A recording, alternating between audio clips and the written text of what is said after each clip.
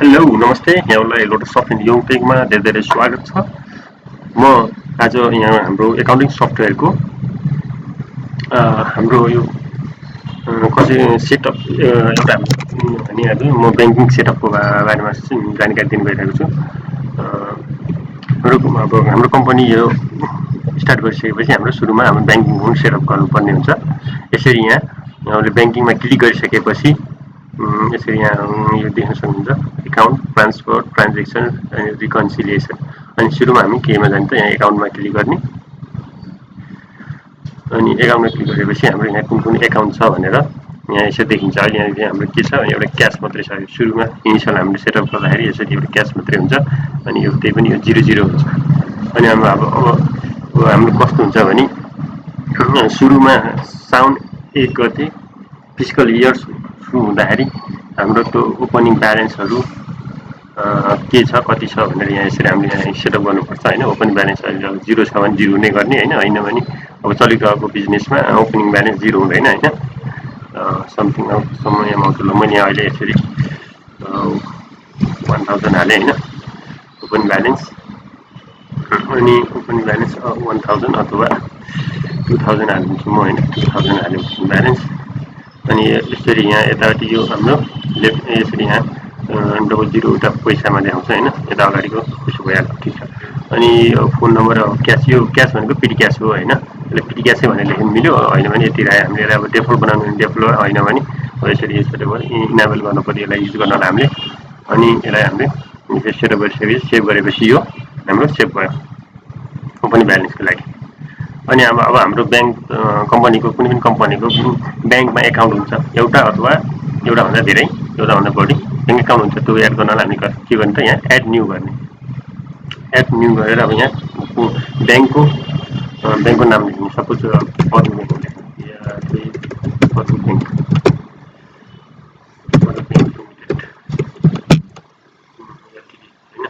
अनि account number bank number account लेख्नको लागि म यसरी बैंक अकाउन्ट नम्बर लेख्ने हैन। करेन्सी अब हामीले नेपाली रुपियाँ नै भयो यसलाई चेन्ज गर्नु परेन हैन। अनि साउन 1 गते हाम्रो ओपन ब्यालेन्स कति छ यो यहाँ स्टेटमेन्ट हेरेर अथवा हाम्रो रेकर्डमा हेरेर हैन कति छ त्यो यहाँ लेख्नु पर्यो हैन। 25000 सपोज 25000 छ हैन अकाउन्ट ब्यालेन्स। अनि बैंक नेम अब हाम्रो पोस्ट बैंक नै भयो हैन।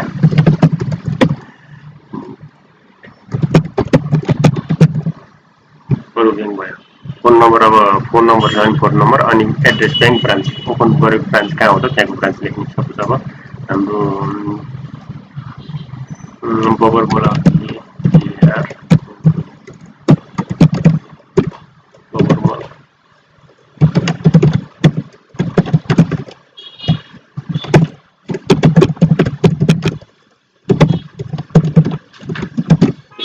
ब्रान्च कहाँ हो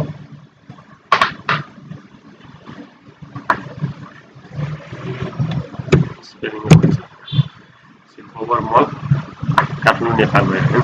अब यसलाई हामीले डेफल्ट यो मेन हाम्रो ट्रान्जेक्सन यसबाट गर्छौँ भने यसलाई मेन डेफल्ट गरे पनि भयो। हैन भने हाम्रो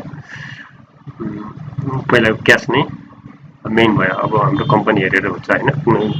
कुनै कम्पनीको अलि सर्भिसिङ कम्पनीमा बढी बैंकबाट ट्रान्जेक्सन हुन्छ भने अब ट्रेडिङ कम्पनीहरुमा अथवा सानो पसलहरुमा चाहिँ हाम्रो क्यासबाट बढी ट्रान्जेक्सन हुन्छ। त्यही भएर हामीले त्यो अनुसार सिलेक्ट गर्नु। मैले हाम्रो बैंकबाट धेरै ट्रान्जेक्सन हुन्छ नि यसलाई डेफल्ट गरे हाम्रो अर्को क्यास चाहिँ डेफल्ट हुँदैन। यसरी हामीले बैंक अकाउन्ट एड भयो। यसरी हामीले यहाँ क्यास अकाउन्ट र अरु बैंक अकाउन्ट यो गर्दै हामी अरु पनि एड गर्न सक्छौं। यसरी हाम्रो यो करेन्ट ब्यालेन्स चाहिँ कति छ यसरी देख्न सक्छौं हैन। अनि अब सपोज अब हामीले एउटा बैंकबाट अर्को बैंकमा पैसा ट्रान्सफर गर्नु पर्यो। सपोज हामीले अब परु बैंकबाट पिडी क्यासमा हामीले पैसा झिक्नु पर्यो भने हामीले फ्री ट्रान्सफर गर्ने। फ्री ट्रान्सफर गरेपछि हामीले बैंक सिलेक्ट गर्ने कुनबाट परु बैंक लिमिटेड अनि त्यो हाम्रो केमा क्यास बैंकमा क्यासमा हाम्रो पैसा ट्रान्सफर गर्नु पर्यो भने जहिले पनि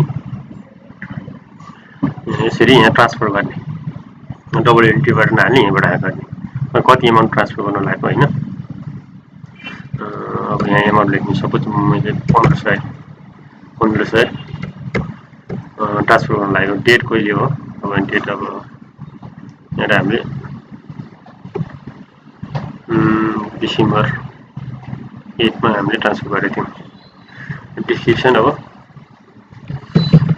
यहाँदेखि अब खुलाएर यहाँ डिस्क्रिप्सन लेख्नु पर्यो होइन क्यास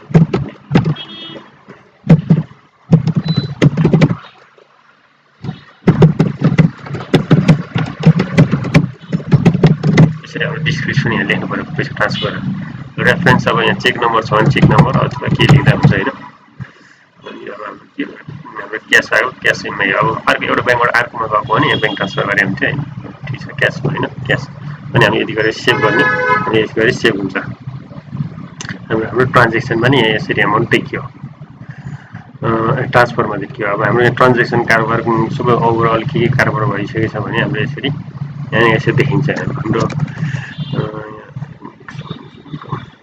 ठिक छ केही हुँदैन होइन ट्रान्जेक्सन यसरी अलिक भर्खर हाम्रो यहाँ यसरी यो ट्रान्सफर भएको यसरी यहाँ देख्न सक्छौँ होइन ट्रान्जेक्सन रिकन्सिलिएसन भनेको यो चाहिँ अब ब्याङ्कको र हाम्रो यहाँ एकाउन्ट मिलाउनलाई रिकन्सिलिएसन मिलेन भने हामी यहाँबाट सबै इन्ट्री गरेर त्यसरी गर्न सक्छौँ अब ठिकै छ त्यसमा जानु परेन हाम्रो मेन चाहिँ यो एकाउन्ट हो होइन यो चाहिँ मैले राम्रो सेटअप गर्नु पऱ्यो सुरुमा कुन कुन एकाउन्ट चाहिन्छ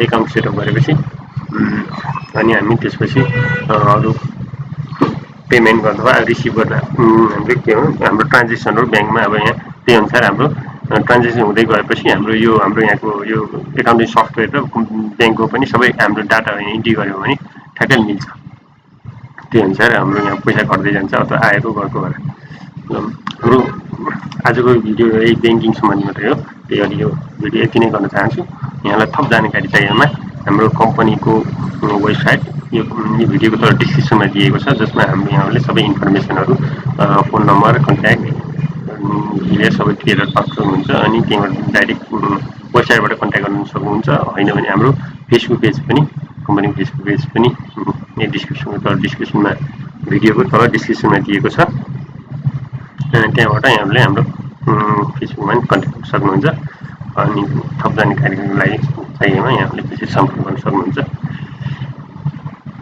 थ्याङ्क यू